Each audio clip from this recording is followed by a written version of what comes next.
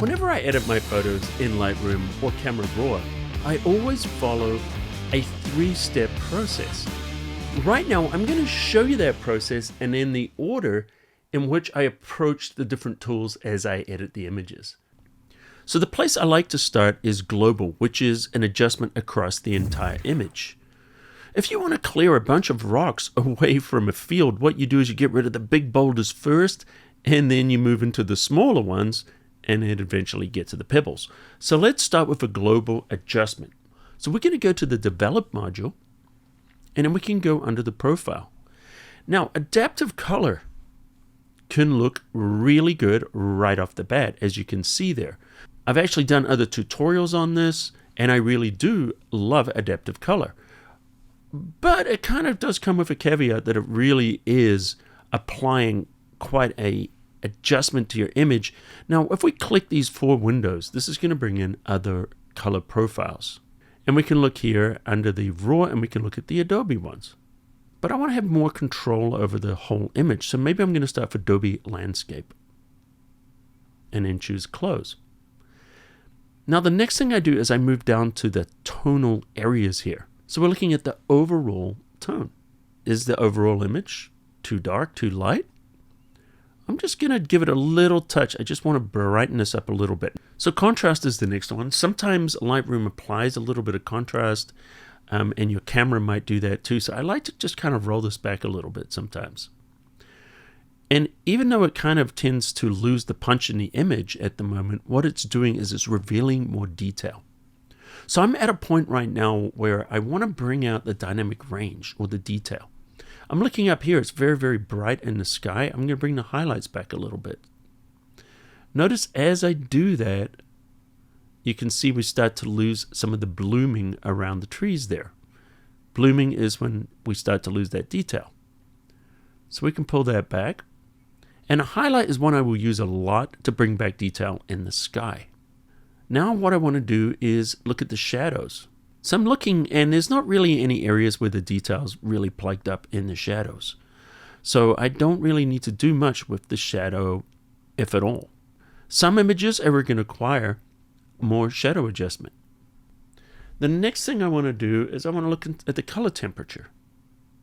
Yes, I come to the color later, and quite often I might want to just slightly warm up the image.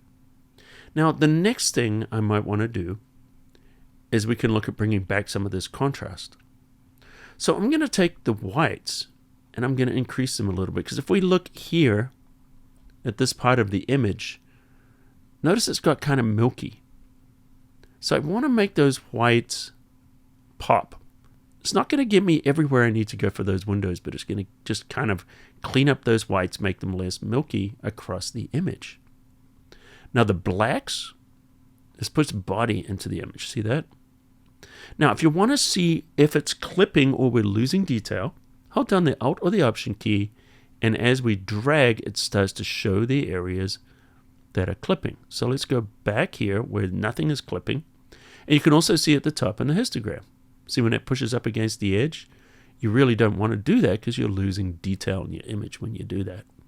So I'm going to take it to about here. All right. So if we look at the image before and after, we can see, wow, there is quite a big change to that image. We might not have realized that. The backslash key shows before and after. If I'm shooting with a wider lens, in this case it's a 70mm, it's not really a problem, I'll scroll down to Lens Correction and turn on Profile Corrections. Some people apply this to every single image, and that's okay, and that works well. But notice what it does is it just gets rid of any distortion, which is 70mm, you're not going to get too much. But the other thing to bear in mind, see how we got this little bit of a vignette where it gets a little darker around the edges?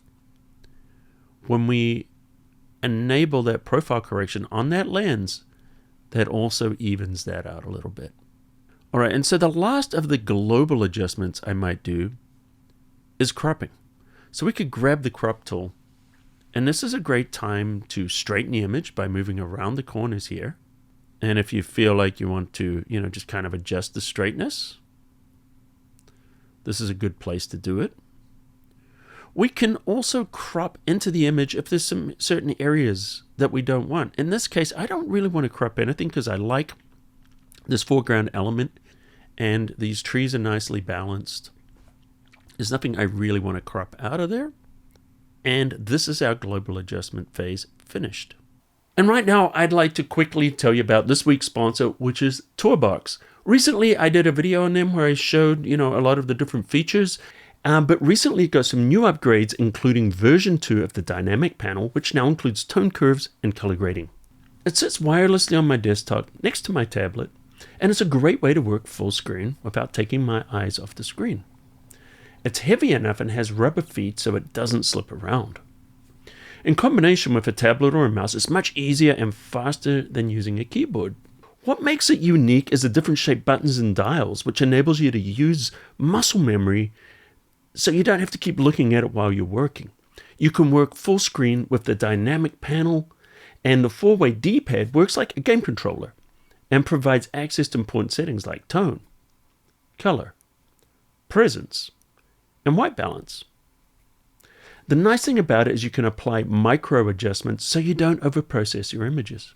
2 of the new features are tone curves and color grading. With the curves, just hover over the tone that you want to adjust and then turn the scroll wheel or the knob. With color grading, it's easy to use the knob and scroll to change just the hue and the saturation independently so you can get a more precise adjustment. For more information on the Tourbox, check out the link in the comments. Now I move on to stage 2. Stage 2 is local adjustments. That's when we work on certain areas individually. So the next step is removal. And this might be, where if I see distractions in the photo that I want to remove.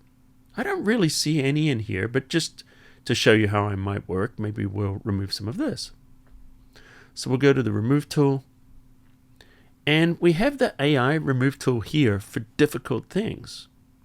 I only use this when I really need to. Otherwise, I'm just going to do the old school removal. And I'm just going to click. Maybe a drag on this little piece. And you can see it's not quite what I want, so let's just move this over onto the grass. Maybe a little bit more over this way. There we go. That matches a lot better. Now, if there's any dust spots or anything like that, you might want to remove them.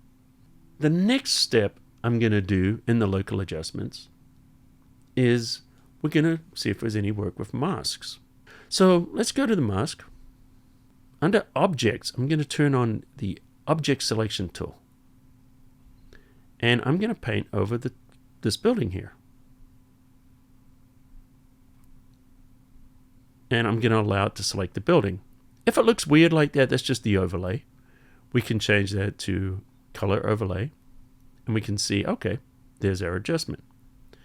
And what I want to do is I'm going to take the whites and I'm going to pop these whites a little bit, but I just want to kind of do it on that part of the image. So let's just kind of pop those whites a little bit just to clean those up a little bit more on the windows and stuff. Great. Now, if you feel like it's getting a little bright on some of the other parts of the image, we can choose Subtract. And we're going to grab a brush, feather flow and density all the way up. Hit the left bracket key to make that brush a little bit smaller. And I'm just going to paint it away from the front part here because I don't want to adjust that. I don't want to brighten the whites there and on the roof. Now, the next thing I might do is if I wanted to do some dodging and burning. This is where I would do it. Now, I've done a ton of tutorials on dodging and burning, so I'm not going to spend a lot of time on that, but I'll just do a little touch just so you can kind of see how it works. I'm going to create a new mask, and I'm going to choose the brush. And I'm just going to paint across the bottom. All right, so let's go under the adjustments. I'm going to take the exposure back just a little bit. Not a lot, just a little. And maybe on this side here, I'm going to just kind of paint down here a little bit too. Little touch on the other side. So I'm just creating just kind of like a U-shaped vignette, just kind of so the brighter areas on the edge don't steal the attention away from the image here, which is the building. I'm going to create another mask, and we're going to use the brush again. I'm going to take the flow down, and the flow enables us to do shading with this. So, we're going to do the mask here, maybe a little bit of light at the bottom. Let's go down. We're going to take the exposure, going to brighten that up just a touch. And I'm just going to do a little bit there where the building is. And, I'm not going to do too much, maybe a little bit more in the front of this. If we want to see the effect of the masks, we can hide the masks here and then show them. And notice it's not a lot, just a little bit. Say I want to do something with those trees. We're going to create a new mask, and we're going to choose the select landscape. So this is going to detect all the different objects in the image, and then we can roll down, we can see the different things that are going to be detected. So I want to get the trees and everything else. So this is probably the easiest way to do this. I'm going to choose the natural ground, and I'm going to choose the architecture because I want the trees, right? So if I include these and I don't make two separate masks, I'm going to have them as one mask, and then choose create mask. So this is what's masked. We can invert it. So now we've inverted that mask. That's probably the easiest way to select those trees. Sometimes you don't get the exact mask you want, but if you're clever, you can kind of find it. And we could adjust maybe the tint to kind of change that green a little bit if we wanted to make it a little bit more green. And the temperature, so, a combination of those, see how we can kind of do that. And another thing I might do is take the exposure and pull it down a little bit so that the trees are actually a little darker. Not much. Once again, just a tiny little bit. And by doing that, what we're doing is we're pushing them back because the brighter areas come forward, the darker areas go back to our eyes. And so we're bringing the emphasis on the foreground and not making the trees the subject of the photo. Now it's time to do the third step, which is the finishing. I'm going to go back to the adjustments. So for the finishing, we might adjust some of these settings just overall a little bit. This is where I would do things like detail, where I would maybe give it a little texture. But then we're going to move down vibrance and saturation. Sometimes I like to increase the vibrance just a little bit and then counter that by taking down the saturation. And this is also where I will now go into the detail area. Let's zoom into 100% so we can see the image. What we're looking for is noise and sharpening. Looks like it has a little bit of noise in there. So if it's really, really bad noise, I'll use the denoise AI. But otherwise, I'm just going to go down to the manual noise reduction. Just give it a little touch. See in the door here? Before, see the noise? After. Just a little bit. And then we're going to take the sharpening, maybe increase this a little bit. So the difference between sharpening and texture is sharpening does the fine details. This is the high frequency. Texture also works on the high frequency, but a little bit broader than what you're going to get with sharpening. And if we look at this before and after, those are the basic steps that I go through with every image. Sometimes there's other tools I might use. So this is not comprehensive, but this is the basic steps. So hopefully you found this video useful. And just to let you know, initially it actually was quite a long video. It was like half an hour or something. So I edited quite a bit out of it because I know people like things a little bit more brief. But if you're a channel member on YouTube, I'm actually going to upload the full unedited version, which also includes a second retouch of a second image. That'll be there for the channel members to browse and watch if you feel like it. So anyway, drop a comment underneath and let me know if you learned anything new and found this useful. And if you're new, welcome to the cafe. Hit the subscribe button, turn on notification, and you won't miss any of my videos. And until next time, I'll see you at the cafe.